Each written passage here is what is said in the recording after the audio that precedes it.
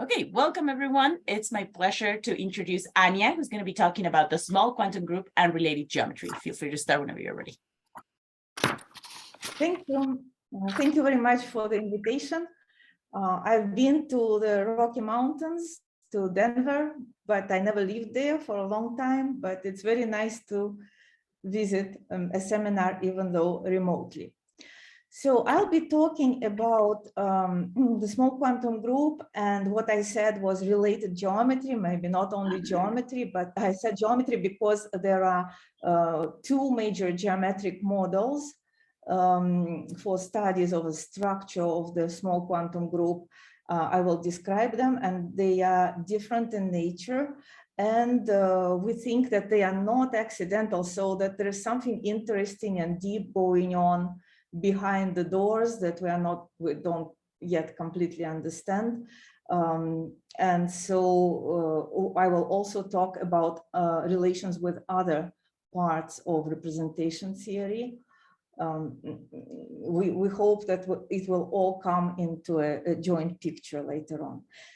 So what I'll be talking about is based on joint works with Chi-Yu, Oskar Kivinen, and Nicola Himelsoet.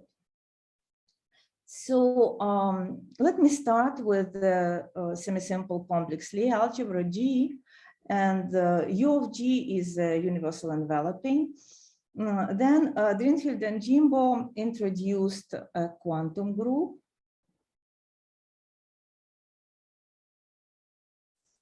Which I denote UV of G, where V is a formal parameter.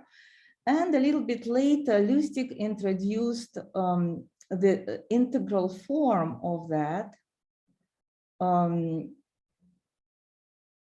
That means you can introduce, instead of the Chevalier generators that are present naturally in the universal enveloping, in the quantum version of it as well, you can introduce so-called divided powers of generators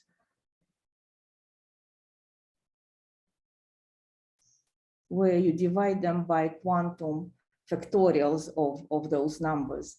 And so these are introduced at this stage. And then it turns out that this is a particularly interesting way to set the parameter V to be a root of unity. And so this is called, this notation that I wrote here usually is used for the quantum group of Drinfeld and Jimbo, but I will use it for the big quantum group with divided powers where Q is a root of unity. That's where we pass to the root of unity in the integral form introduced by Lustig. And this algebra has a finite dimensional subquotient, almost a subalgebra. It's trivial subquotient, sort of. That is called the small quantum group. And to denote it, I will write it small. Quantum group. So a small quantum group is a finite dimensional Hopf algebra with a parameter that is a root of unity, and I will assume that L is odd, greater than the Coxeter number, prime to the Coxeter number, and prime to determinant of the Cartan matrix. So questions that we can ask about this whole structure is that the structure of the center. Well, you have here a situation where you have a finite dimensional Hopf algebra given by generators and relations, and they are not very complicated. They are very similar to generators and relations of quantum groups that you have seen many times. But the surprising effect is that you don't know the structure of the center of this object, and even you don't even know the dimension of the center, even though the dimension of the algebra itself, in the simplest cases, are just L to the power dimension of G. So that's very well known and not difficult to see. But for the center, it turns out to be complicated because the center is unusually large. And so it has some interesting properties, and I will say a few motivations. why are we interested in this object? So the first motivation is modular representation theory. And that was the first motivation of Lustig when he introduced the small quantum group, because he realized that there is a lot of similarity between representation theory of the small quantum group and modular representation theory for algebraic groups in positive characteristic. Then there is a big application in quantum topology. Here I mean the work, for example, of Reshetykhin and Turaev, but also of Kaufman, Radford. There are many different ways to construct invariants of knots and invariants of three manifolds out of the objects related to the small quantum group, and in particular to the center of the small quantum group. And another part is relation to the vertex operator algebras and TQFT. So let me in particular say a few words about links between the small quantum group and the vertex operator algebras. So this is something I learned recently, so I'm trying to tell you what I know. So to begin with, there is a theorem by Ginsburg and Kumar. Actually, that's a very influential paper, at least in our domain, in 1993, where they computed the cohomology of the small quantum group with complex coefficients as an algebra. So it's basically just the X. What stands here is just X over UQ over trivial module.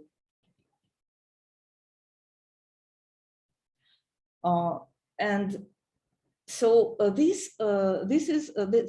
theorem says that this cohomology is isomorphic as a graded vector space to the space of functions on the nilpotent cone.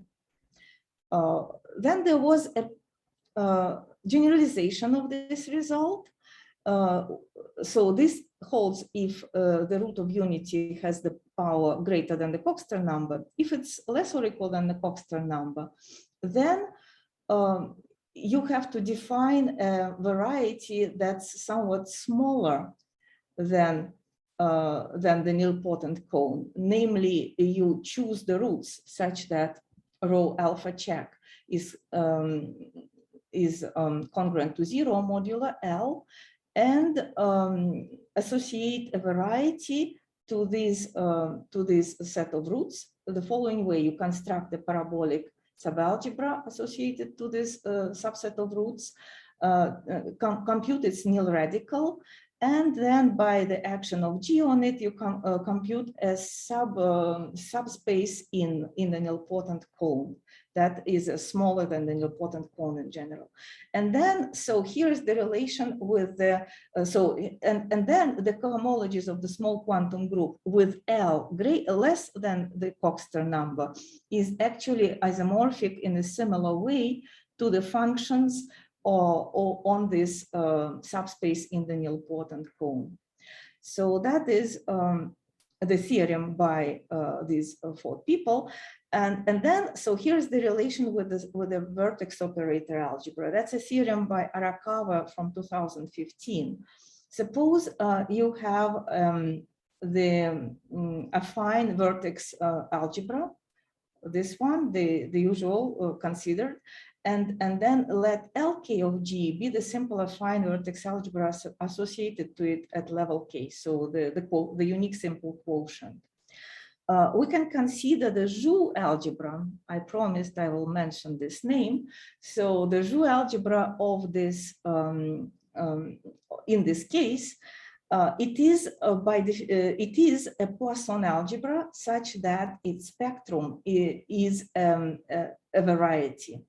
And this is called the associated variety for a vertex operator algebra. I think that this term was introduced by Arakawa a little bit earlier, but I'm not quite sure. So anyway, there is this associated variety to a vertex operator algebra that actually encodes a lot of its properties. And so here is what is surprising. So if L is greater than H, then this associated variety of this vertex operator algebra is just an nilpotent cone. And so you have the same variety as here that gives you the cohomologies of the small quantum group. If L is less or equal than H, then the associated variety is the subspace in the nilpotent cone defined this way.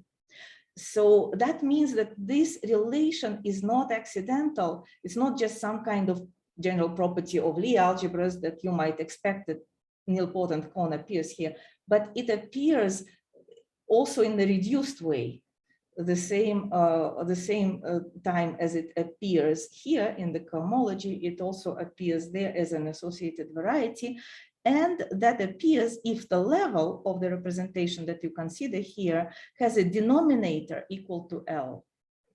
So it only depends on the denominator, which is a pretty interesting remark. And I think that Arakawa and Van Eckeren and Anne Moreau work actively in this direction. I discuss some stuff with them. So this is one relation, and another one is by another one that I'm not sure there is a clear relation between these two directions. Maybe you can tell me, but I know another one. So another relation is in the equivalences of representation categories. Namely, there was a theorem by Fegin, Gainudinov, Semikhatov, Tipunin somewhere in the early 2000s that the representation category over the small quantum group for SL2 is equivalent to the representation category over the triplet vertex operator algebra. P for the same P as the root of unity. There was a lot of work in generalizing and enhancing that result, and in particular, there was an enhancement for the ribbon-braided categories. I saw the statement in the paper by Kreutzig, Gainudinov, Rankel in 2017 that, first of all, we take the unrolled small quantum group. That means the small quantum group where you consider the Cartan infinite. Infinite and continuous, sort of, you reintroduce the operator H that was present in the Lie algebra. That's called the unrolled quantum group. And this category should be equivalent to the category of representations over a singlet vertex algebra, that is a subalgebra in a triplet vertex algebra, as ribbon categories. In this paper, that was stated as a conjecture, but I think that I saw in one of the later talks by Thomas Kreutzig that now this is a theorem. And then they hope, or I don't know, maybe this is already done, but as far as I know, it was stated there that they hope to have also a correspondence, equivalence as ribbon categories between the representations of the triplet vertex operator algebra and a representation of the small quantum group, which is modified to become a quasi-Hopf algebra. That means the coassociativity constraint is non-trivial.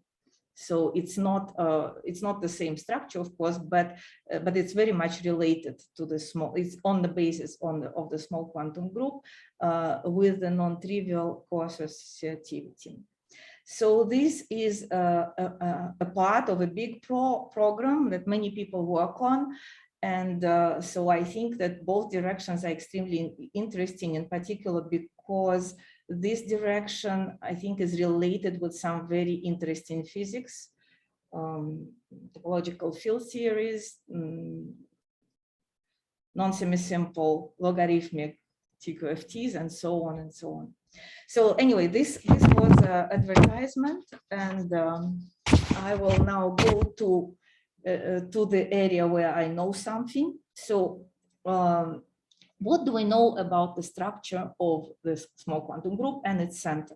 First of all, there is a block decomposition. So we are dealing here with a finite dimensional Hopf algebra. So it follows all the properties of fine dimensional associative algebras. In particular, it's a direct sum of blocks. And the blocks in this case are enumerated by the orbits of the extended affine Weyl group in the weight lattice. The algebra itself breaks into a direct sum of blocks where each block is, as a representation of UQ, is a direct sum of projectives from this block. And then, of course, the same is true for the center. So the center is a direct sum of blocks of two-sided ideals. And also those blocks have equivalences between them. In particular, if lambda and mu have conjugate stabilizers in the extended affine Weyl group, then those blocks are Morita equivalent. So that means, that brings us, so that reduces the problem to studying the blocks of the center. And of course, the most interesting block is the trivial one, because it's it's the biggest one. Like there are others that are regular, but all regular blocks are equivalent. And so, but before we go there, we also have to count these blocks. So if lambda is a weight lattice and Q a root lattice, then the number of orbits, so because the number of blocks is the number of orbits of the extended affine Weyl group in lambda, is equal to the number of orbits of W in this C of Q over LQ, where this is permutation representation. So that's a simple combinatorial result, and that number is very well known. It is the Catalan number associated to the Weyl group given here. If you have W is equal to Sn, then you just get here rational Catalan numbers associated to L and N, which is equal to 1 over L plus N choose N, and L and N are coprime. So we have this here. So these are the rational Catalan numbers. And the EI that appear here in the definition are the exponents of W, invariants of W.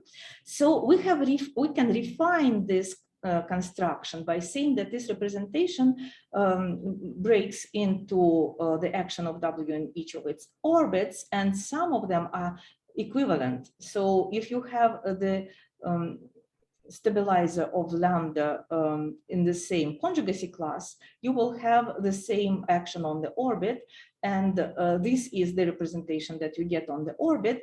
And this equality defines some other combinatorial parameters that are called the Creveras numbers. So they count the number of the same kind of orbit, so orbits of type lambda. And so the Catalan number breaks out into a sum of those over the conjugacy classes of stabilizers. And so the same we can claim about the blocks of the center of the small quantum group. All right, so now we know how they break out. Now we would like to know something about each of the blocks. And I would like to say a few words about how this problem developed. So first, as I said, there was a paper by Ginsburg and Kumar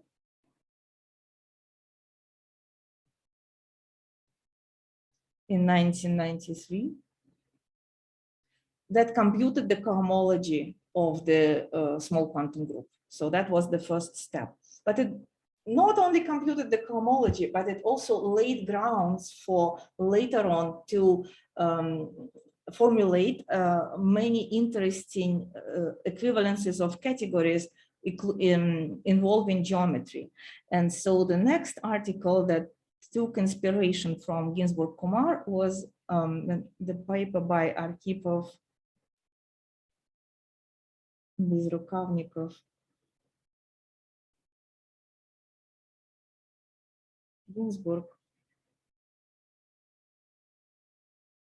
in 2004, that established equivalence of derived categories of modules over a block, principal block, regular block of the big quantum group. So remember, there was this big quantum group.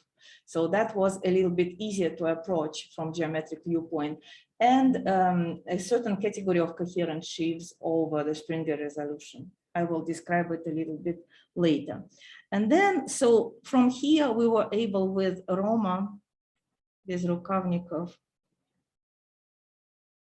to formulate a similar result for the small quantum group, 2007. On the other hand, and then with this equivalence, with TU, we wrote a series of papers about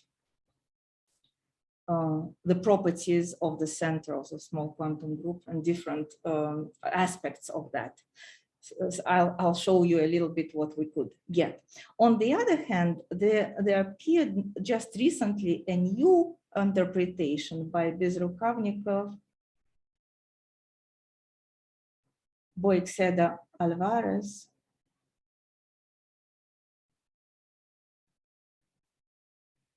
Sean Evasero, in 2022, a different geometric interpretation for the block of for the center of the small quantum group. And we also joined this line of thinking with Nicolas Hemersoet and Oscar Kivinen, and obtained some combinatorial result that followed from that. So let me tell you how it goes. So the paper of Ginsburg and Kumar in 1993 computed, as I said, the cohomology of UQ as an algebra, and that's a graded isomorphism with functions on the nilpotent cone. So it's also, it means in particular that the cohomology, that the Hochschild cohomology of the UQ. So what's the Hochschild cohomology? By definition, it's the extension of, between the trivial module and the adjoint module UQ. It contains inside it the cohomology of the small quantum group. And therefore you get that the Hochschild cohomology of UQ, in particular the center, is a CN module. I mean, all the Hochschild cohomology is a CN module. So that will be interesting further on. Also, they computed there the cohomology of the Borel part of the small quantum group. So this is just the Borel part of UQ. And that is just the functions on the nilpotent subalgebra in G. This allows you to actually, so this was the inspiration behind the work of Arkhipov Bezrukavnikov Ginsburg, because you can organize a functor from representations of the big quantum group to the modules over this object by just sending a module to the cohomologies of the Borel's part of the part of UQ with coefficients in this module. In this sense, this object becomes a module, B equivariant and graded module over this over this cohomology, because you just have a map from C into M, and so you get this graded module structure, and therefore you can just have an object in the category of coherent B cross C star equivariant sheaves on N, and then you induce it along the Springer resolution. So you have G cross N over B. If you have a coherent sheaf over N, you can induce along this resolution, and you get a coherent G star C C star equivariant sheaves on the Springer resolution. And so that was the result by Arkhipov, Bezrukavnikov, and Ginsburg. So they proved that there exists an equivalence of derived categories between the representation of the block of the big quantum group and C star G equivariant coherent sheaves on N tilde. So yeah, so this is this theorem. And then we used a result by Lustig that's called the Frobenius map that establishes the exact sequence of algebras. UQ goes to the big quantum group UQ, then it is sent by the Frobenius map to U of G. It's a surjective algebra homomorphism. And so that basically what follows from here is that the representation category over the big quantum group is more or less the tensor product of representation category over the small quantum group and representation category over UG. And so then, well, so how to pass from the big quantum group to the small quantum group? You forget the G equivariance. So you just forget this factor here and you obtain the equivalence of categories. That was our result with Roma Bezrukavnikov. And so finally, if you have a principal block in the small quantum group, then the theorem says that Hofschild cohomologies of the this block or the principal block of the small quantum group is isomorphic to a direct sum of shift cohomologies, so coherent shift cohomologies of polyvector fields on the tangent of the Springer resolution with additional structure, which is a grading by the C star action. So that grading by the C star action comes from this C star that appears here.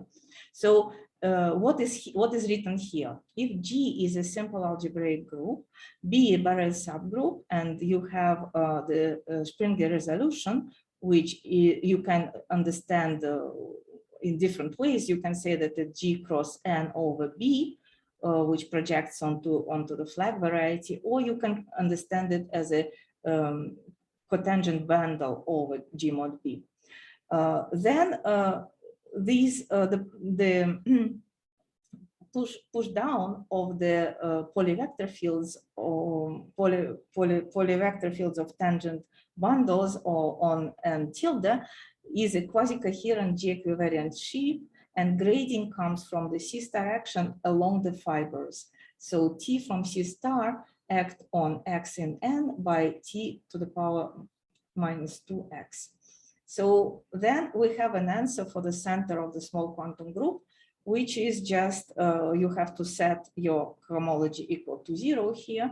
So I plus J plus K has to be equal to 0, and you have this, this answer. The problem with it is it's very hard to compute. So let me say a few words about what we know about these structures. So first of all, it gives us a lot of gradings. You have here I, J, and K. So again, what it is, it's a tangent bundle over N tilde. N tilde itself is a cotangent bundle on G mod B. So it's tangent, and then you take J's exterior product of those. This is a sheaf that is not so, I mean, it's a complicated sheaf, but still the most complicated part of it is that you have to cut out a part that has degree K with respect to the C star action. And C star action acts only on the fiber. It doesn't act on the base. And it acts on the fiber by degree minus 2, and it doesn't act on the base. So since you have here a tangent to the to this variety, you can push it down to G mod B, and you will have a short exact non-split sequence of sheaves So tangent to the fiber is a subsheaf, and tangent to the base is a quotient. So tangent to the base is tangent to the flag variety. That is clear, and it has 0 k degree. So what is written is k degree. It has k degree 0 because C star does not act on the base. And this is the tangent to the fiber, and that has degree -2 because exactly because C star acts on there. And also we can understand that, so the fiber is isomorphic to N, and the tangent to the flag variety is isomorphic to N star. So in terms of Lie algebra, we have a good understanding of what it is. And maybe just to show you how it works, I will compute the SL2 example. So we will go up with degree, say with degree J. So J is equal to 0. Then K can, so K is the only thing here that can be negative because I and J are non-negative. So K, then K can only be, so if J is 0, therefore we only can have functions. And so there's nowhere we can get component along the fiber, and so K must also be 0, but that forces I to be 0. And so everything we have in this case is just the zeroth cohomology of the sheaf of functions on the G mod B, which is P1. And that's that gives you one dimension. All right, if J is equal to 1, then so we have one tangent bundle over N tilde. It contains exterior forms on G mod B because the tangent along the fiber is exactly the exterior forms on the flags. And it has, we need to have K negative, so K is equal to -2. Therefore, I has to be equal to 1. And so we get H1 of the forms on the P1, and that's also C. And finally, if J is equal to 2, so J can only go up to twice the dimension of the flag variety. So that's the last one. Then you have this kind of wedge product. It contains omega G over B times the tangent. And here, K is equal to -2. You can't get any more because along the fiber there is one dimensional, so you can only get -2. Therefore, I must be equal to 0, and we get H0 of now the product, tensor product of exterior forms and tangent gives us the functions again by correct duality, and you get C. So totally you have a 3-dimensional center in this case. And it's usually organized the following way, with the gradings G plus I over 2 on one direction and G minus I over 2 in another direction. And in each square here, there's one-dimensional element. And here what stands, that's the unit of the block. This is so that cohomology of the functions on this is just gives you the identity of the block of the center. And so here you have the dimension of Z UQ0 is equal to 3. And in general, so you have J goes up to twice the dimensional flag variety. K is always even by definition, and it cannot get smaller than -2 dimension of the flag variety. So you always will have this kind of triangular picture with different gradings. And in general, it becomes pretty complicated. But what is good is that we have a lot of symmetry. Anya, one question, even for SLN, do you get very complicated, or do you still get dimension 1 at each block? No, you totally don't get dimension 1 at each block. I will tell you in a few minutes. Gotcha, thanks. We have it computed up to A4, but not further. So it's still conjectural, but we have a Thank good you. conjecture. So, all right. So let us look at what else can we say from this whole theorem, because this theorem, in fact, it gives us an answer. I mean, this theorem gives us an answer for all Hofschild cohomologies. The problem with it is the right-hand side is terribly difficult. So just one hard thing is equal to another hard thing. So anyway, what we can say is that these cohomologies carry a natural G action because these are cohomologies of G equivariant vector bundles on G mod B. So there are results of BOT that allow you to compute these cohomologies by computing certain Lie algebra cohomologies. In any case, what you get there is a G module. For example, I think many of you have seen Borel-Bott-Weil theorem. So you know that if you have line bundles on G mod B, those cohomologies, the cohomologies of any line bundle of G mod B is a G module. Here, similar thing, but they are just more complicated. But also but that means that we have G action on the center, right? Because these are some kind of cohomologies. On the other hand, we proved that this action is actually something very understandable. It's the same action as you get by the adjoint action of Lth divided powers on the central elements. So it's very tangible thing. So anyway, there is a G action. Then there is SL2 action. That was sort of a surprise. But it turns out that there is this piece in the cohomologies, if you can see that I plus j plus k is equal to 0, so it's part in the center, and it's spanned by a Poisson bivector field due to a canonical symplectic form on this cotangent bundle. And moreover, so this is in the center, and also it acts on the you can multiply the other cohomologies by that, and also pairing with the symplectic form, generate an SL2 action on this whole thing across the diagonals. So this triangle is symmetric. These are SL2 representations. So if we know half the dimensions, we know the other half. And also we have a nice subalgebra that comes from the fact that subsheaf here is always a tangent along the fiber, which is the cotangent exterior form on the flags.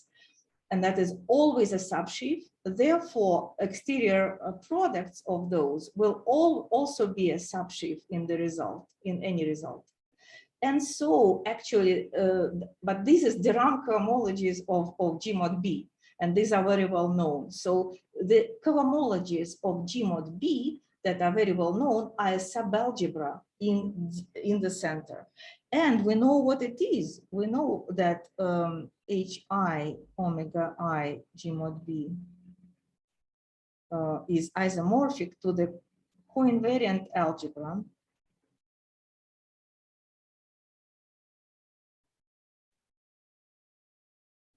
So that means you take just polynomials in the Cartan and quotient out the W symmetric polynomials. It's a finite dimensional structure. It's coinvariant algebra. It has a dimension equal to the size of the Weil group. And of course, we know that there is a natural action of the Weil group on it. So we have all these actions, G action on the whole thing, W action on this part, because this is the part that I described. This is the coinvariant algebra. SL2 action along the diagonal, up and down. So it's a structure with a lot of actions. And on the other hand, so what we want, right? First of all, we want some dimensions. Dimensions are difficult, but we designed some kind of algorithm with TU that computes those cohomologies using the BGG complex and this theorem of Bott that gives correspondence between Schiff cohomologies on G mod B and the Lie algebra cohomologies. So those computations were put into the algebra system, and we computed up to the size A4, and also types B2, B3, and G2. And we get the dimension of the principal block of the center is equal to n plus 1 to the power n minus 1, or h plus 1 to the power rank G for other types. So that reminds us something. So we also have all the similar stuff is developed for singular blocks. So conjectures.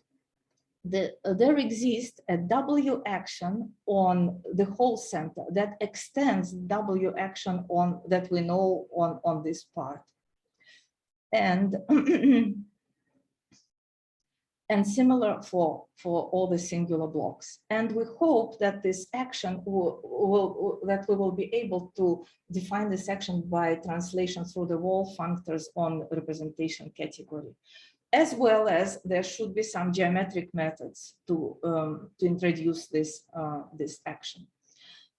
Conjecture B. So this is the main part that of our conjecture that gives you a conjecture for dimension, namely that the G invariant part of the center is isomorphic as a bigraded W module to the to what is called the Gordon canonical quotient of the Hyman diagonal coinvariant algebra. So what's a Hyman diagonal coinvariant algebra? That's pretty simple. That's you take C of two copies of H or H star. You take diagonal action of W on it and quotient it out in the simplest case. Sometimes you take also invariance with respect to W lambda, but that's only if you want singular block. So this is called the Hyman diagonal coinvariant algebra. So if you just imagine there are two sets of variables, x and y's, and the while group acts diagonally. You throw it out. And then Ian Gordon and Hyman also, I think, defined the canonical quotient of this construction that is actually a module over the rational Cherednik algebra. Over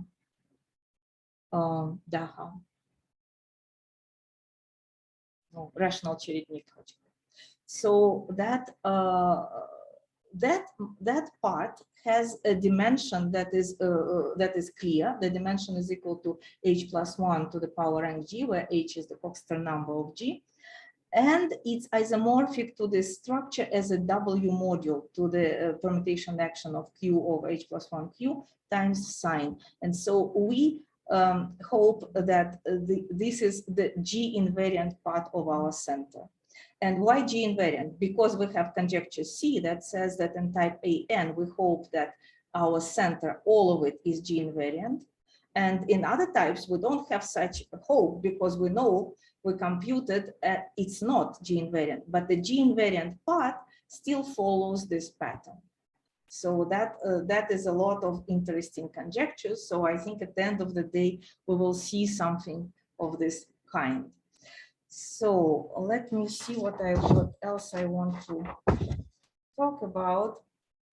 So here was a little example. So for SL2, this is the diagonal coinvariance. So by the way, for SLN type, the Gordon quotient is just the same as diagonal coinvariance. You don't need to take any quotient. So these are two sets of variables as two acts on both of them. And if you take this quotient, you will get three elements, one x and y.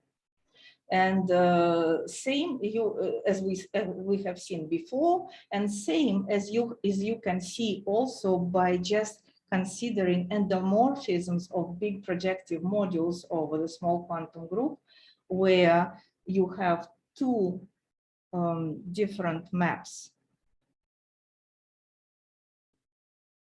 from one to the other, from one module to the other, and two maps in the other direction.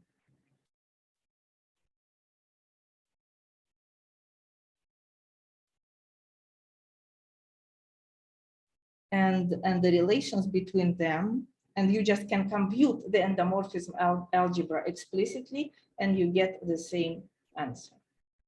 So that is the SL2 case. So maybe I just mentioned that now there is a new geometric model for the center, and that was started by Bezrukovnikov, Boixeda, Alvarez, Shane, Vassero in 2022. And that is related with the affine geometry or related to the Lie algebra. So suppose you have a simply connected group and Langlands dual of it, and you consider the G of O, where O is the Taylor polynomials and K is the Laurent polynomials. And so you consider the evaluation map from G of O to G, and you consider the pre-image of the Borel subalgebra in G in this affine group.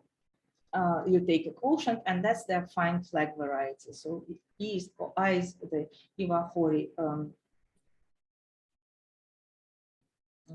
group. And so you have this, now you can define an affine Springer fiber by taking an element in the Lie algebra G of T, such that it's equal to a regular semi-simple element in G times T. And you compute the affine Springer fiber. So that means such elements G with the ideal I, such that the adjoint action of this G stabilizes, sends gamma to the Lie algebra of I. And so this is the affine Springer fiber. And there is a version of that for the singular blocks. Then actually W tilde, the affine Weyl group, acts on this affine Springer fiber on the left and on the right. On the left, it acts by the action of the lattice that is included in the centralizer of gamma, and the action of W is just shift by elements of W, doesn't change the affine Springer fiber, and so you get an action on the cohomologies. And so it combines in this action. And there is a right action that is called the Springer action. And that is the action that is supposed to comes from the translator or related to the translator function functors. Translation in the tensor category. So we hope, we still don't know yet. But anyway, so we can consider the cohomologies of this affine Springer fiber W invariant with respect to the left action. And it still is a W module with respect to the other action. And so the result of the Bezrukovnikov, Boixeda, Alvarez, Shane, Vassero is that there is an inclusion of the cohomologies of the affine Springer fiber associated to gamma and W invariant in the G invariant part of the center of the small quantum group. So here you see the Langlands dual. That's because I shifted the viewpoint a little bit, and now this center of the small quantum group is associated to the Langlands dual Lie algebra. But so this still gives you the required result. And also we have the result by Boixeda, Alvarez, L. Lossev, that the same cohomology is isomorphic to the permutation representation of W on Q over H plus 1Q, which is the same as the diagonal coinvariant algebra times the sign representation. So that's what we wanted. This is exactly what we want. The only problem here is that it's the inclusion. So we want isomorphism. So what we don't have yet is the surjectivity, but I think this is already a very good point because we have now this inclusion that the Gordon quotient of the diagonal coinvariance times the sign representation, so exactly the right kind of representation of W, is a subrepresentation in the G invariant part of the center. So what is important here, I think, is that this structure appears naturally from geometric consideration inside the center. And that was our conjecture B, right? So here we want isomorphism, but what we got is this kind of inclusion in this direction. So that is one big step forward, of course, because I think the most important is that this structure appears naturally in the center of the small quantum group, and we hope that this that we will be able to prove at some point the isomorphism. I just want to mention also that this, if all of this is true, if the inclusion is the isomorphism, then if you compute the sum of all blocks, because we have this result for each block, so if we compute the direct sum of all blocks, you will get also a very interesting Catalan number, and that Catalan number was conjectured by Igor Frenke, our common advisor with Flor, as the dimension of the center of the small quantum group. So hopefully, well, at least now we have that this is the lower bound.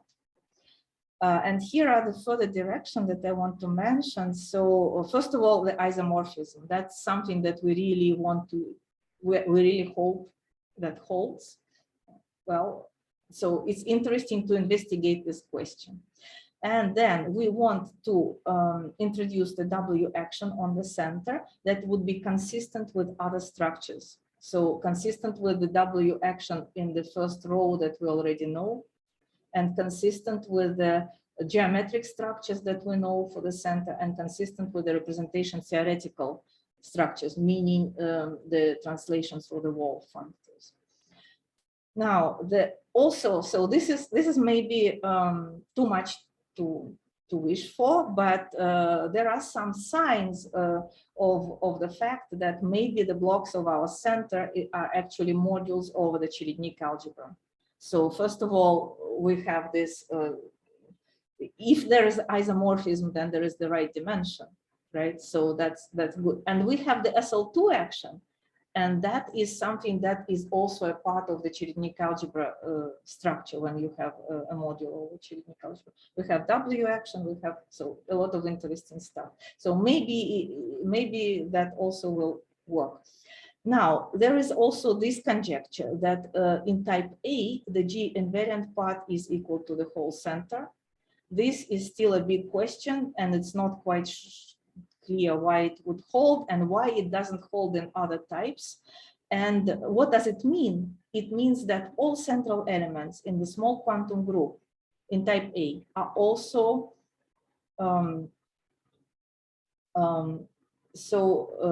all of those that are central in the small quantum group, in the big quantum group, are also central in the small quantum group. So they are all come from the big quantum group.